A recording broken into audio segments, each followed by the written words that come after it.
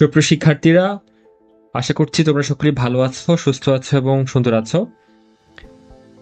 ঢাকা বিশ্ববিদ্যালয়ের কলা এবং সামাজিক বিজ্ঞান অনুষদের তোমাদের একটি গুরুত্বপূর্ণ নোটিশ নিয়ে আজকে হাজির হয়েছি। সেটি হচ্ছে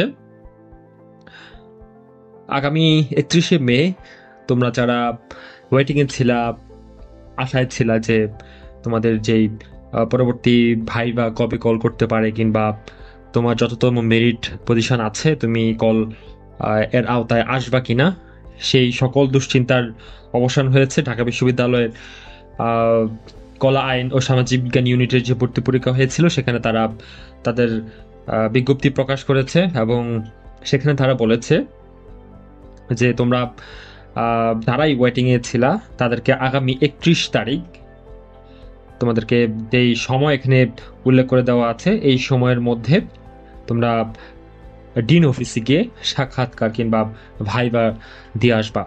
তো আমরা দেখি যে এখানে গুরুত্বপূর্ণ কয়েকটি পয়েন্ট এখানে বলা আছে, যেমন তোমরা যারা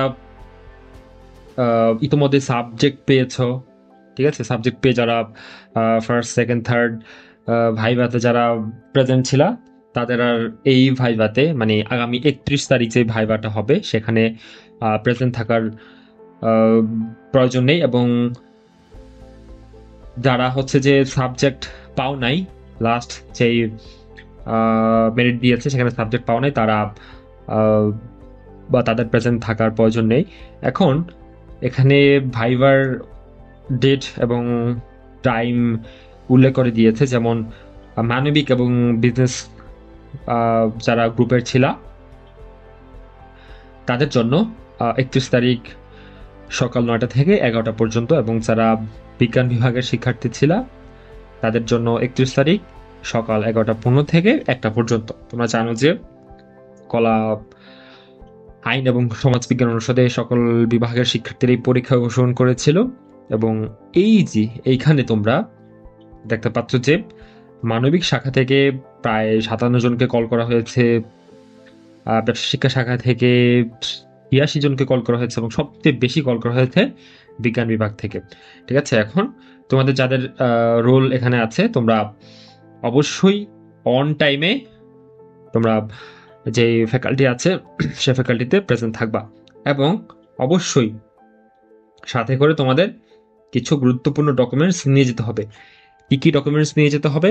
তোমরা যে ভর্তি পরীক্ষায় অংশগ্রহণ করেছিলে, ভর্তি পরীক্ষার সময় যে অ্যাডমিট কার্ড তোমাদেরকে দেওয়া হয়েছিল যেটি তোমরা পরীক্ষার হলে নিয়ে গেছিলে সেটা নিয়ে যাবা, এবং মাধ্যমিক এবং উচ্চ মাধ্যমিক পর্যায়ে তোমাদের যেই একাডেমিক ট্রান্সক্রিপ্ট ছিল বা মার্কশিট ছিল সেটি তোমাদেরকে সাথে করে নিয়ে যেতে হবে, এবং অবশ্যই তার মেইন কপি নিয়ে যেতে হবে, কোনো ফটোকপি অ্যালাউ না।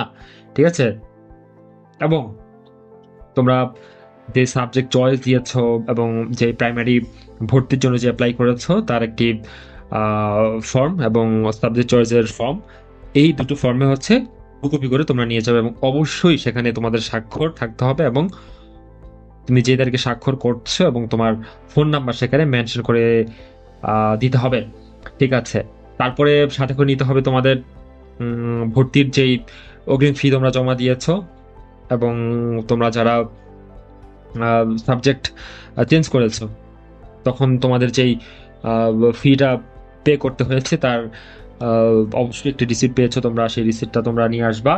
এবং তোমরা যদি এই উপরে যেগুলো বলা আছে যে এই ডকুমেন্টসগুলো আনতে বলা হয়েছে সেই উপরে কোনো ডকুমেন্টসের মধ্যে যদি কোনো একটি তোমরা কোনোভাবে যদি আনতে না পারো তাহলে তোমাদের হচ্ছে যে একটি নির্দিষ্ট তারিখ তারা তোমাদেরকে দিবে যে এই তারিখের মধ্যে তাহলে তোমাকে আমাদের কাছে এগুলো পাঠিয়ে দিতে হবে। ঠিক আছে, সো আমি তোমাদেরকে বলবো যে তোমরা কষ্ট হলেও মনে করে খুব কেয়ারফুল ভাবে তোমরা তোমাদের এই ডকুমেন্টসগুলো সাথে করে নিয়ে যেও, কারণ না হয় পরবর্তীতে অনেক ঝামেলা পোহাতে হবে।